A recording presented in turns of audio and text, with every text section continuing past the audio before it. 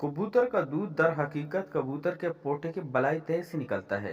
यहाँ ये जानना दिलचस्पी का बायस होगा कि दोनों माँ बाप यानी नर और मादा ये दूध पैदा करते हैं और बच्चे इनके गले में चोंच डालकर यह गजादार रस पीते हैं। कबूतरों की एक और अनोखी खसूसियत यह है कि ये अपनी कुदरत और काबिलियत और अहलियत से असली मादे को चूसते हैं, वरना दूसरे तमाम परिंदे अपनी चोंच को स्याह मादे से भरकर अपने सर को ऊपर उठाते हैं ताकि स्याह मादा अच्छी तरह उनके मैदे में चला जाए।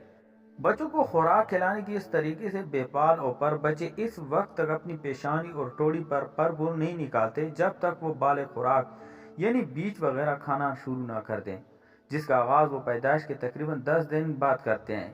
ये एक मुनासिब तरीका है। क्या कोई तस्वर कर सकता है कि माँ इस वक्त तक क्या महसूस करती होगी जब उसका बच्चा भूखा होने के सबब हर दफा परों समेत अपनी चोंच उसके गले में डालेगा।